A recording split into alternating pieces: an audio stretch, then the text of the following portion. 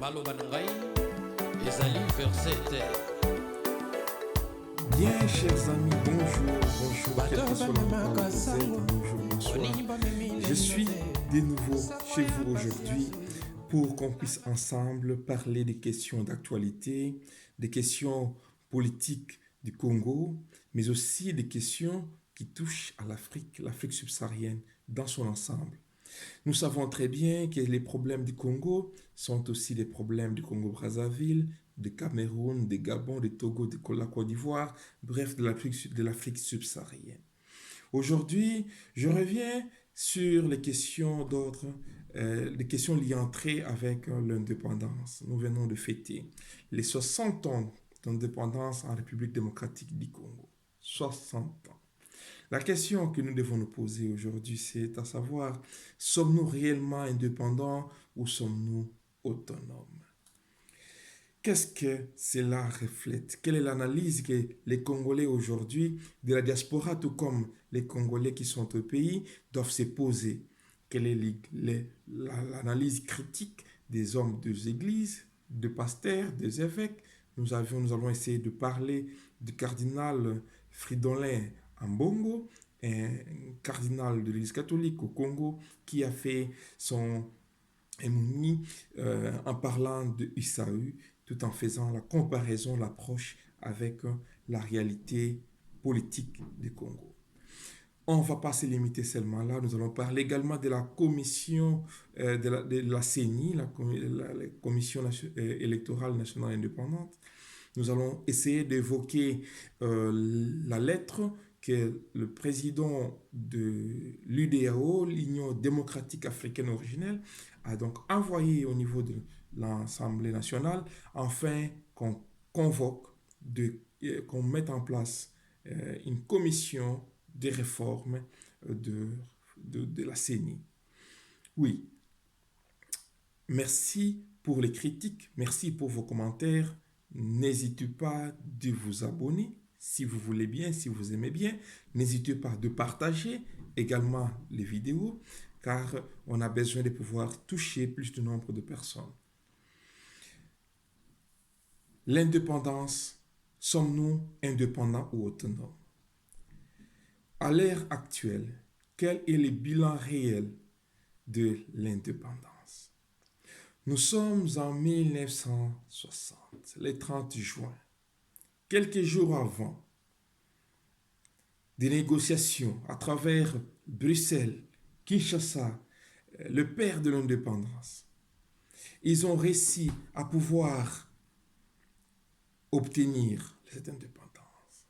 Qu'est-ce que cette indépendance signifiait réellement pour les gens qui attendaient que Lumumba et ses amis reviennent? D'abord, nous devons noter qu'avant l'indépendance, l'homme noir n'était pas considéré comme être. Il y a même un colon philosophe qui disait, est-ce que l'esprit peut-il résider dans un corps noir? C'est juste pour montrer que avant l'indépendance, nous n'étions pas considérés comme des êtres humains. C'est d'ailleurs ce qui a donné à un roi le pouvoir de pouvoir couper les bras des sujets qui ne revenaient pas avec assez de caoutchouc ou de maïs ou de charbon, ainsi de suite. Pourquoi il le faisait? Parce qu'il est considéré comme des animaux. De la même manière, un agriculteur, il va taper sur la vache. De la même manière, l'homme noir était considéré. Donc l'indépendance était d'abord le fait pour l'homme noir d'être reconnu comme un citoyen, comme une personne qui doit jouir de ses droits. Vous imaginez? Aujourd'hui, nous allons nous poser la question, sommes-nous vraiment indépendants ou sommes-nous juste autonomes? Réfléchissons sur les concepts que le père des indépendances, à travers l'Afrique, le Kwame Nkrumah, le Lumumba, ainsi que d'autres qu'on ne saura pas citer les noms, ce qu'ils ont donc pu endurer. juste parce qu'ils avaient les pouvoirs, les kilos de se dire, nous sommes des êtres humains, nous devons jouir de la plénitude de nos droits. Mais est-ce qu'aujourd'hui, la génération après, 60 ans après, pouvons-nous nous considérer comme étant vraiment indépendants?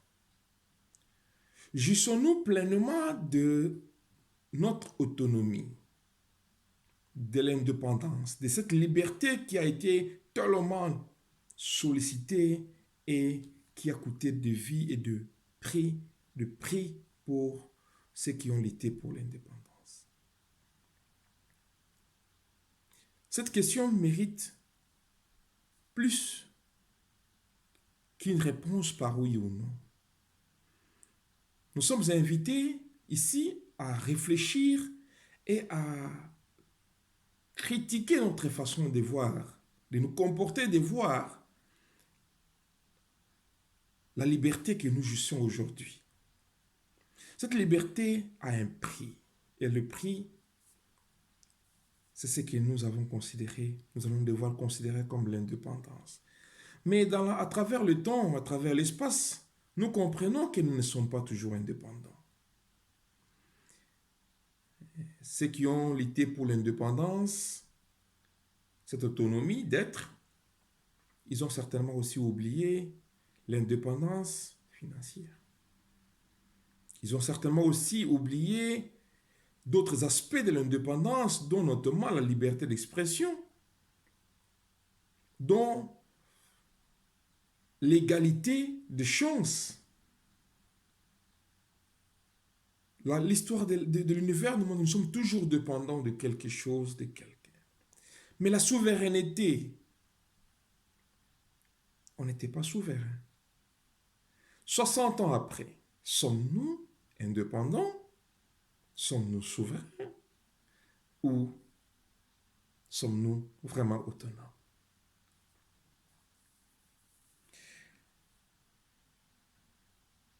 Le cardinal Fridolin Ambongo a fait un discours, a fait une interpellation, a sollicité une prise de conscience. Il a parlé dans son discours où il interpelle à la fois la conscience collective nationale, mais aussi les pouvoirs en place.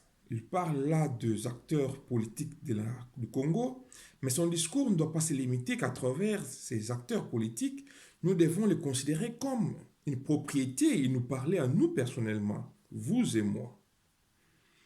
C'est-à-dire, nous devons chercher à faire la mise en cause de ce qu'il a dit.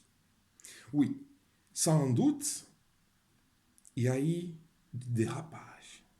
Que moi, je considère dérapage, c'est pas ce qui m'engage que moi. Mais sans doute aussi, il y a eu des propos qui interpellent. La question qu'il faut se poser, c'est qu'est-ce que le cardinal a voulu parler ou émettre ou dire concrètement?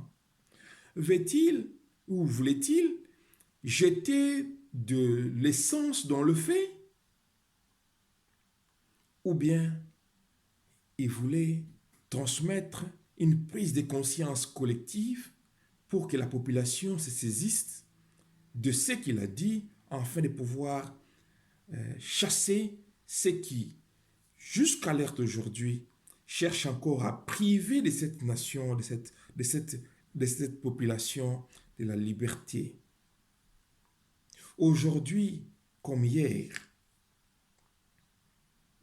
il y a une classe politique qui veut tout avoir, même confisquer et refuser la souveraineté du peuple, pourtant c'est garanti dans notre Constitution. Cette classe politique est en train de chercher à tailler des lois à leur profit, à se protéger entre eux et à faire de sorte que, au lieu de travailler pour les intérêts de la nation, ils se rendent des services entre eux. Au lieu de rendre le service à la nation, ils se protègent, ils se rendent les services entre eux. vous allez certainement vous rappeler des convocations au niveau de la CENI, du Sénat, de la commission qui a été mise en place, dont on avait demandé à l'ancien gouverneur de la ville de Kinshasa, afin de pouvoir statuer pour faciliter à ce que la justice fasse son travail en arrêtant ou en interrogeant les sénateurs, en enlevant l'immunité du sénateur, Alexis Ntambo. Une parenthèse que je vais renfermer. Mais en même temps, je me pose la question, est-ce que les cardinals voulaient-ils faire un peu du copier-coller? Nous allons nous rappeler encore une année passée, on est en 2018, au mois de le 30 juin, le pasteur David Ekofo, excusez-moi, il a tenu un discours pour rappeler devant l'ensemble de la classe politique de la majorité à l'époque, la Kabylie, que ce qu'ils ont fait du Congo, excusez-moi, ce qu'ils ont fait du Congo, ce n'est pas un État. Le Congo n'était plus un État et cette majorité, ce qu'ils ont fait du Congo pendant les 18 ans de règne, c'était chaotique. Est-ce que c'est ce que lui, il voulait s'approprier? Mais notons que le pasteur David Ekofo, il a eu à écrire, à laisser une empreinte à travers l'histoire. Cette empreinte a déclenché beaucoup de choses.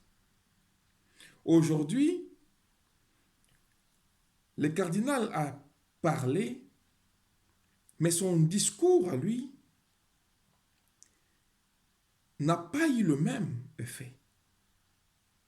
Au lieu qu'il se soit considéré comme étant une interpellation collective, à travers les réseaux sociaux, nous avons vu donc des insultes, nous avons vu donc les diabolisations du cardinal, mais aussi on l'a fustigé du coup. Mais la question que nous devons nous poser, est-ce que le cardinal, en parlant, a-t-il parlé en son nom propre au nom de l'Église? Le cardinal, en parlant, a-t-il parlé au nom des adeptes des catholiques ou a-t-il parlé par rapport à sa position initiale de 2018? Chers amis, notre indépendance, c'est aussi l'acceptation de se mettre en cause et de se regarder, de se critiquer.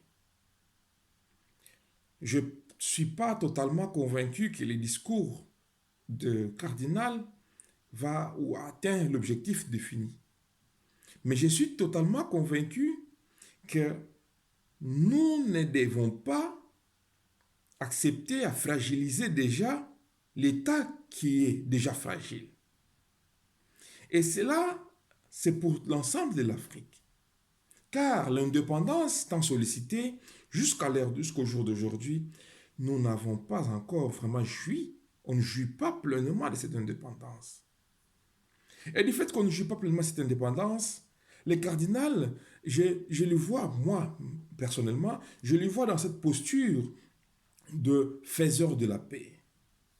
Je le vois dans cette posture où, quand tu as du feu qui s'embrase sur la scène politique, que l'Église, dans sa mission primaire, donc, vient restaurer la paix, s'interpose comme étant donc un sapeur-pompier afin de pouvoir apaiser les tensions, résoudre les conflits, défendre les intérêts des opprimés. Au lieu de rester dans ce vecteur de la paix, de faiseur de paix ou de communicateur d'espoir, le cardinal s'est comporté au fait comme étant un adversaire politique. Je me demande si c'est un politicien ou c'est juste un faiseur de paix. En parlant des échecs, il a évoqué plusieurs aspects. Mais avant d'y arriver, Je vais noter les contextes auxquels il a donc posé comme soubassement les monies qu'il a présentées le 30 juin. Il fait allusion à un contexte biblique d'Ésaü et de Jacob. Le cardinal a utilisé donc Ésaü pour montrer que les élections n'étaient pas crédibles, les proclamations des élections n'étaient pas crédibles parce que la personne qui a été choisie, à l'exemple d'Ésaü, n'a pas hérité de sa bénédiction parce qu'il a été trahi par Jacob. Et ainsi de suite, ainsi de suite. Moi, je pose juste une question, j'espère que chacun d'entre nous va devoir y réfléchir. La Bible, jusqu'au jour d'aujourd'hui, quand on lit, on entend, il est question de Dieu d'Abraham, d'Isaac, de Jacob. Pourquoi on ne parle pas d'Ésaü? Dieu, dans sa suprématie, était-il d'accord de ses choix ou pas? Voilà. Moi, je pense sincèrement que à l'instant actuel, nous devons soutenir les efforts conjugués afin de pouvoir faire sortir notre pays de ce 100 ans dont 32 ans sous le régime dictatorial de Mobutu, paix à son âme, et 18 ans sous le règne de Kabila. En totalité, ça fait 50 ans. 50 ans sur 60. Et les miettes qui restent, les 10 qui restent, on va diviser entre Kassavubu, on va diviser entre Musée et Félix. Donc, à mon humble avis, j'estime sincèrement que au lieu de pouvoir chercher à plonger notre pays encore dans une crise de légitimité,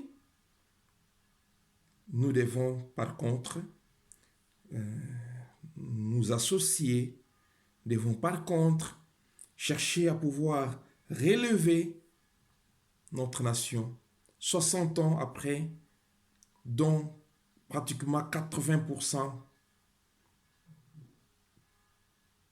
dirigés par des personnes qui nous ont opprimés. Donc, le cardinal a parlé de l'échec, sont après l'échec de la classe politique. Oui, c'est vrai. Cette classe politique était-elle vraiment indépendante? Et quand on parle de la classe politique, on voit un groupe de personnes. On voit une catégorie de personnes. Mais ces personnes qui sont là, tant qu'ils ont échoué, nous avons l'obligation, en tant que population, de les mettre hors état de nuire. Donc, c'est la population de pouvoir se réveiller, de se dire, cette fois-ci, on en a assez, on ne peut plus accepter ça. Mais qu'est-ce que nous remarquons? Nous remarquons sur cette population même qui, jusqu'à aujourd'hui, disent encore Totondioté. Ça veut dire, on ne t'est pas encore rassasié. On n'est pas encore rassasié de te voir. Que cette même population, jusqu'à aujourd'hui, on sent encore des chansons, ils dansent encore les cultes de la personne. Sommes-nous vraiment indépendants? Ne parlons pas de l'indépendance par rapport à l'emprise internationale, parce qu'on n'est pas indépendant au niveau international. Quand, même pour faire des toilettes, on a besoin on a besoin de soutien de l'Union européenne. Sommes-nous vraiment indépendants? Si même pour faire des étangs, on a besoin de l'Union européenne, de soutien, de bailleurs de fonds, sommes-nous vraiment indépendants? Si, même pour pouvoir s'en sortir, faire l'agriculture, l'élevage, le besoin primaire, pour souffrir aux besoins primaires, on a encore besoin d'aide. Les ONG. Sommes-nous vraiment indépendants? pour se construire des routes, pour promouvoir l'agriculture, pour avoir même des semences, on a besoin. On tend toujours la main. Sommes-nous vraiment indépendants? Et nous sommes étonnés quand on s'est dit on a des ressources, mais on ne sait pas valoriser nos ressources. On a des coltans, de l'or, on s'appelle le pays le plus riche du monde. Oui, mais quand on ne sait pas utiliser. Je reviens pour dire quelque part que l'illustration d'Ésaü et de Jacob, c'est comme une personne qui a le potentiel mais qui ne sait pas s'en l'utiliser. Ésaü, dans le contexte actuel, peut être représenté par les Congos, avec tout ce que nous avons comme possibilité et atouts. Comme nous avons tout ce que nous avons aujourd'hui, des professeurs, des éminents professeurs, mais qui sont à la merci de quoi? D'une personne, de la culte de la personne. Sommes-nous indépendants ou bien sommes-nous autonomes? Sommes-nous vraiment indépendants? Sommes-nous autonomes? Nous ne vivons que dans la dépendance. Et ce n'est pas seulement pour le Congo, qui est mon pays, mais c'est aussi pour l'Afrique, l'ensemble de l'Afrique. Et quand on réfléchit par rapport à l'ensemble de l'Afrique subsaharienne, on comprend ô combien il est difficile pour nous de nous déclarer aujourd'hui vraiment indépendants. Et quand on n'est pas indépendant, ça veut dire que nous sommes encore assujettis. Et quand on est assujetti, on dépend, on est esclave de quelque chose. Que ce soit pour la classe, pour la diaspora, le membre de la diaspora ici en Europe, ou ceux qui sont au pays, nous ne vivons que dans une logique de la dépendance. Donc, j'estime qu'il est temps qu'on puisse vraiment arriver à voir le discours du cardinal à la fois comme une interpellation collective, la prise de conscience collective, nationale, mais aussi comme s'il vous parlait à vous personnellement et une mise en cause personnelle sur ce que vous pouvez signifier pour l'autonomie, pour l'indépendance de notre nation. Chers amis, il est vraiment temps que nous arrivons à nous mettre dans l'essai du progrès. Le cardinal, il a évoqué que 60 ans après l'indépendance, il y a l'échec de la démocratie. La démocratie en République démocratique du Congo, tout comme à travers l'étendue de l'Afrique subsaharienne, pardon. La démocratie ne signifie pas seulement aller aux urnes, mettre le bulletin. C'est vivre dans ce processus de démocratie, accepter les autres, la tolérance, la laïcité, accepter de partager des convictions démocratiques.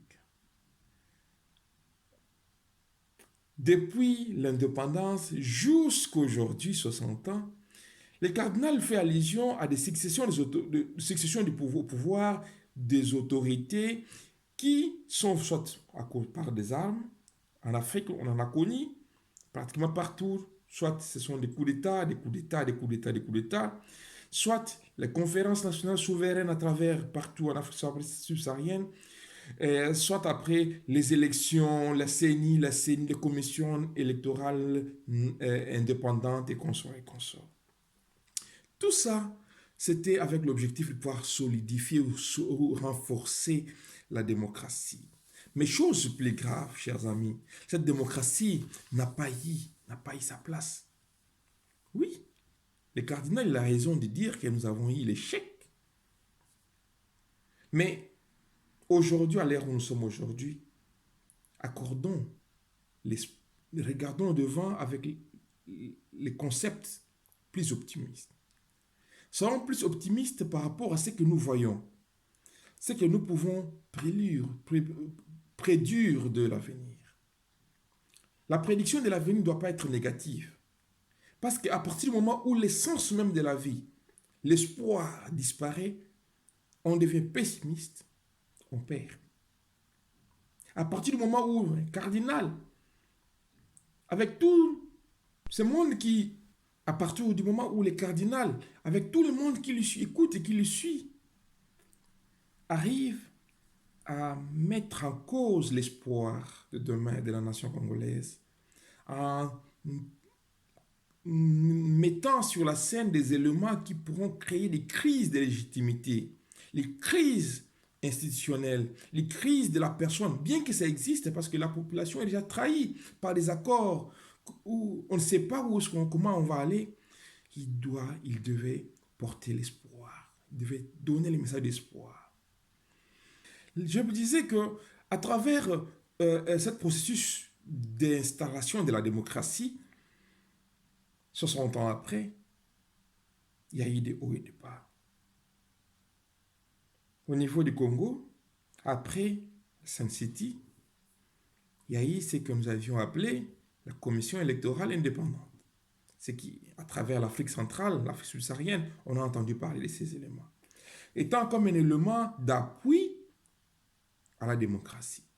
Oui, c'est donc la réflexion et la proposition que l'honorable Claudel Lubaya Claudel André, voulais-je dire, président de l'Union démocratique africaine originelle, a donc essayé de mettre sur place. Il a étalé son point de vue, ses arguments à travers la lettre qu'il a adressée le 2 juillet au niveau de l'Assemblée nationale.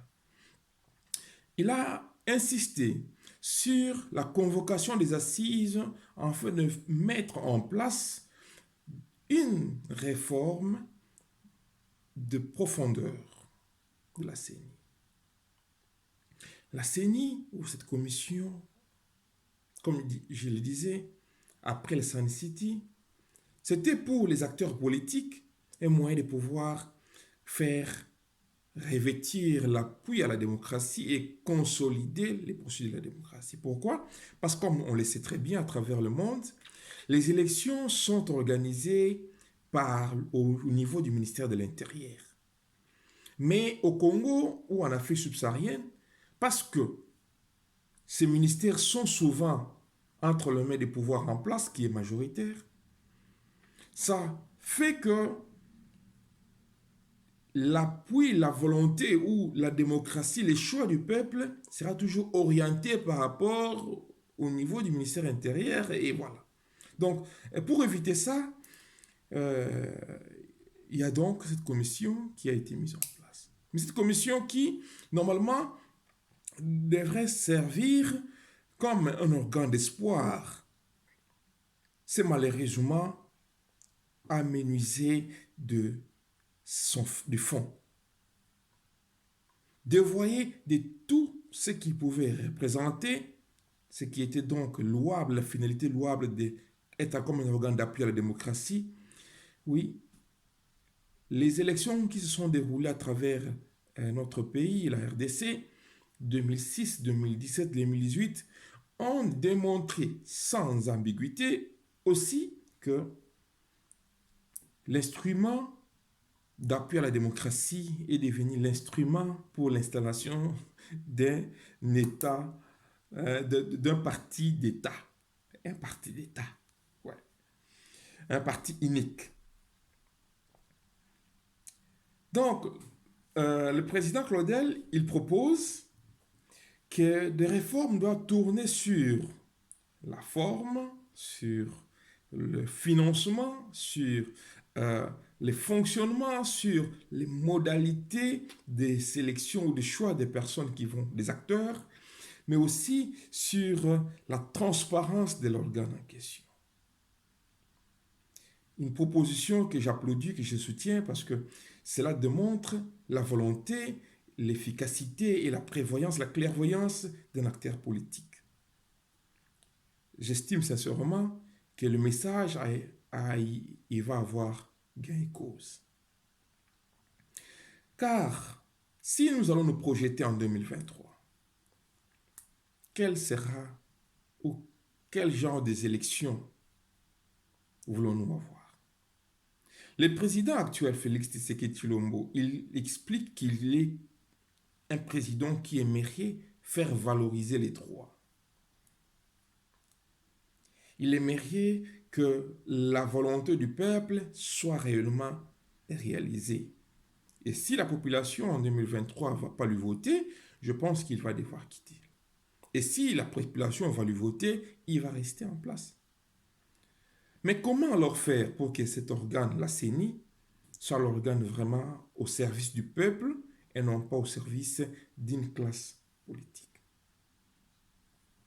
C'est ainsi que la proposition de président honorable Loubaya Claudel André est très importante. Est très importante parce que ça doit nous pousser les acteurs à s'asseoir, à réfléchir. Parce qu'à l'heure actuelle, avec tous ces tumultes qui est autour de candidats, présidents, ceci, cela, tous ces éléments-là posent assez de questions sur la transparence, sur la crédibilité même de cet organe.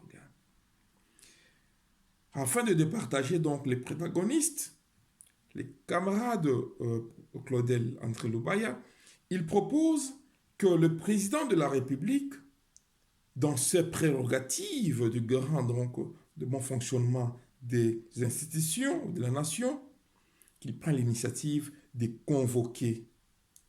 convoquer des assises avec des forces politiques, avec la société civile, avec des confessions religieuses, avec ensemble qui répondent à ces questions qu'il a donc tablées dans sa lettre du 2 juillet 2020. Donc, chers amis, c'est une responsabilité qui nous incombe aujourd'hui, nous, d'y réfléchir et de nous projeter à long terme. Quelle est la volonté, où allons-nous et qu'est-ce que nous voulons? Sommes-nous réellement indépendants 60 ans après? Sommes-nous réellement autonomes 60 ans après? Ou sommes-nous encore esclaves du système? Telle a été donc l'analyse d'aujourd'hui. Je vous remercie sincèrement pour votre temps, mais aussi pour la disponibilité. Vous avez disposé de votre temps pour pouvoir suivre cette émission. Si vous avez trouvé quelque chose d'intéressant, je vous en remercie. N'hésitez pas de partager, mais aussi de s'abonner. Prochainement, nous allons faire encore une autre émission. Peut-être nous allons essayer de parler d'autres choses, sujet d'actualité. Mais en tout cas, cette fois-ci, je tiens à vous remercier pour les temps que vous avez donc disposé pour cette émission. Je vous remercie.